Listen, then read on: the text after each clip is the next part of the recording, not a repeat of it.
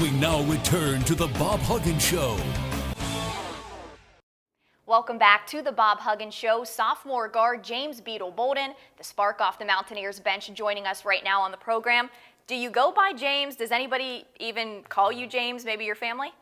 Not at all. Everybody calls me Beetle, and my professors call me Beetle too, and it stuck with me ever since I got it. So. And that's a name that you've had, since right after you've been born. Yeah. And how did that come about, if you don't mind sharing? I was a premature baby when I was born, and they gave me a few weeks to live, and I was really small, so I got through it, obviously, and my grandma came together and my dad came together, and they gave me the nickname Beetle because they are small and strong, and that kind of fit me, and it just stuck with me ever since. Yeah, and an amazing story that I'm sure not a lot of people ever really knew. I know when I first came here and you were on campus, everybody referred to you as Beetle, and I think not a lot of people really knew why that was, but an amazing story, and it really helps show that toughness that we see from you on the court as well, game in and game out, and we really do see it when you stand in there and you take those charges. Out of the 29 that the team has this year, you have 22 of them. So, that's impressive. Yeah, I just tried to go in there and do what I can do, and obviously taking charges has been kind of my role this year, so I take pride in that. And how did that come about? Did that start when you first got here? Is that maybe something that came about more this season than last? I've been taking charges ever since I know them, but I really haven't took none here, and that kind of started this year, and with the words of Coach Everhart, because he loves when dudes take charges in practice, and that's where it started in practice, and I took one, and I kind of fell in love with it, and it went from there. Now, what mentality do you really have to have while doing that? What's your secret to be able to go in there and withstand? Because we've seen you take some pretty hard hits. You hit the court pretty hard sometimes. Yeah, you just gotta have some guts and grit to be able to stand in there and take on bigger defenders, and that's what I take pride in. So I really just sit there and take the hit, and it's a big momentum change for my team. And if I can help anyway, that's what I can do. So that move that has really kind of become your signature. But something else that is the signature, I'm sure you've heard, you've got a new nickname as well. It's Threetle. Everybody at the Coliseum, every time you come in, there's signs up. People've got the Threetle. We just know when you go in, you're going to hit the three. You've got 56 of them so far this year. And like I said earlier, you're really the spark off the bench. When you come in, is that automatically your go-to, is to hit the three?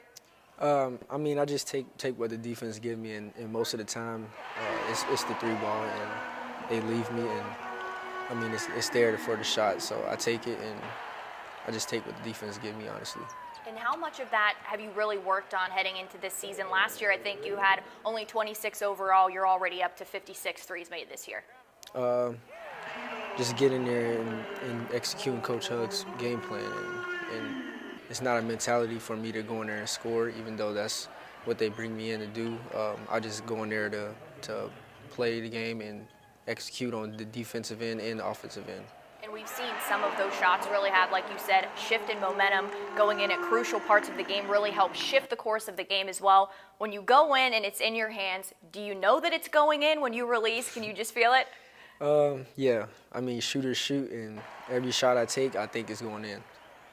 And also a big game for you, 2 games. You were one of the guys that you had the flu. 5 people had the flu. You were going into the hospital, but you came out and you made your first career start there against Kansas State. What was that moment like for you? How did you find out that you were going to get the start? I actually found out that morning at shoot-around, and they just told me to go blue, and I was like, I'm starting. So, it was honestly a blessing and one of my goals, and I achieved that, and it's honestly, I'm blessed to be able to say that I started at West Virginia basketball game. And Coach Huggins was actually saying after the game, like I said, you were one of the guys in the hospital getting an IV, and just a couple hours or maybe even the morning after that you got out, he said you came to him and said, this is not going to slow me down. I want to go in and I want to play. Yeah, I think that was the game, I want to say against Kentucky. Was it a Kentucky game? When I had the flu. I don't know which game it was, but whatever game it was, I that's kind of the mentality I have. I don't want to quit on my team, and if I can be out there helping them any kind of way, I will. And unless I can't walk, that's it. Yeah, well, that was going into the Kansas State game. Then you got to start again against Oklahoma. And if you look back to last year, I mean, you were playing, an average of 5 or so minutes a game. Coming in this year, we see you go in anywhere from 10 up to 26 minutes. What has changed in your game here in your second season? Just the defensive part. Coach Huggins and I talked about me defensively, and I feel like I improved a lot on that this year, and that's what's keeping me out there on the floor because everybody knows that I can score the ball, and I just got to do it on both ends of the floor, and I think I did do really well this year on that end. Yeah, and definitely your hard work really is paying off. You're going in, making an impact there on both sides of the ball. We appreciate the time this week, and best of luck to you for the rest of the season.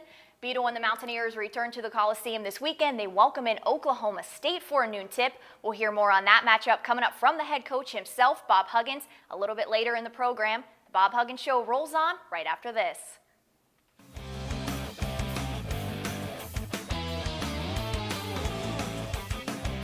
We'll return with more of the Bob Huggins Show